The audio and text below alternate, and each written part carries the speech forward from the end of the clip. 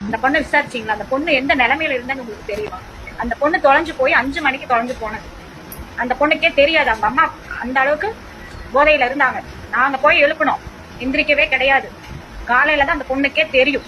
இது ஓப்பனாவே நான் சொல்றேன். அந்த பொண்ணு தொலைஞ்சு போனதே தெரியாது. நாங்க போய் பொண்ணு காணாம போச்சு பவி எந்திரினா இந்த அளவுக்கு தான் அந்த பொண்ணு இருந்தா. ஆனா போலீஸ்காரங்க சல்லடை போட்டு தேடினாங்க. 12:30 இருந்து எல்லாருமே தேடினாங்க, கிடைக்கல.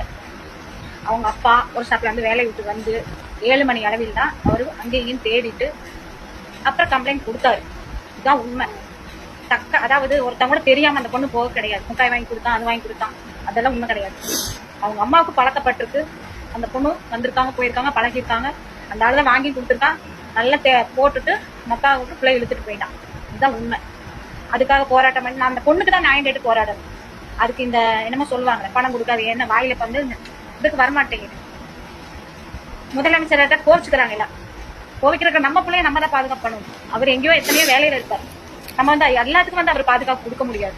இப்ப நடவடிக்கை எடுத்ததுக்கு அப்புறம் எத்தனை போலீஸ் தெரியுங்களா, அவங்கள பசியில ஒரு டீ பச்சை தண்ணி கொடுக்காத அளவுக்கு வந்து நீங்க ஏரியாவுக்கு வந்து பேட்டி எடுத்திருந்தா தானே தெரியும். மறியல் பண்ணது சூழூர்ல நடந்தது, பாரதிபுரத்துல. சரிங்களா? இங்க பாருங்க, ஏகப்பட்ட பேர் வெளியில் உட்கார்ந்து நாய் மாதிரி காத்து கிடக்குறாங்க. அதுக்கு நீதிதான் கேட்டு போராடணும், செய்யணும். என் பிள்ளைக்கு தக்க தகுமானது அது இதுன்னு சொல்லி இந்த பண உதவி சார் முதலமைச்சர் ஐயா உதவி செய்யக்கூடாது. அந்த லேடியை நீங்க விசாரிக்கணும். எந்த ஒரு தாய் வந்து ஒரு பொண்ணு ஒரு 10 நிமிஷம் காணாம போனாலே நம்ம வந்து வீட்டுக்குள்ள உட்கார முடியாது. இந்த பொண்ணுக்கு காலையில தான் தெரியும். தெரியற அளவுக்கு அந்த பொண்ணு வந்து அந்த நிலைமையில இல்ல. அவங்க வீட்டுக்காருக்கும் ஒண்ணுமே தெரியாது, பாவம்.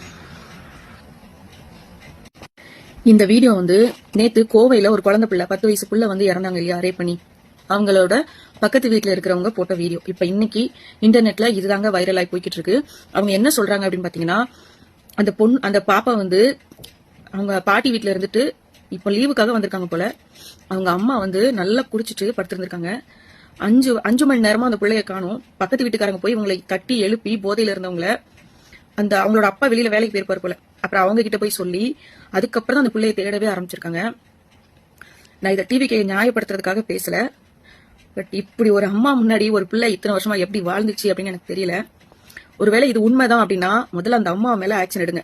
சிஸ்டர் சொல்றாங்க, இவங்களோட பேச பழக வந்த ஒரு ஆளு தான் அந்த பிள்ளைய வந்து இவங்களுக்கு ஊத்தி கொடுத்துட்டு, அதாவது இவங்களுக்கு ஊத்தி கொடுத்துட்டு சரக்க அந்த பிள்ளைய தூக்கிட்டு போயிருக்காங்க அப்படின்னு சொல்லியிருக்காங்க. இது எந்த அளவுக்கு உண்மை அப்படின்றது அங்க விசாரிச்சா தெரியும்.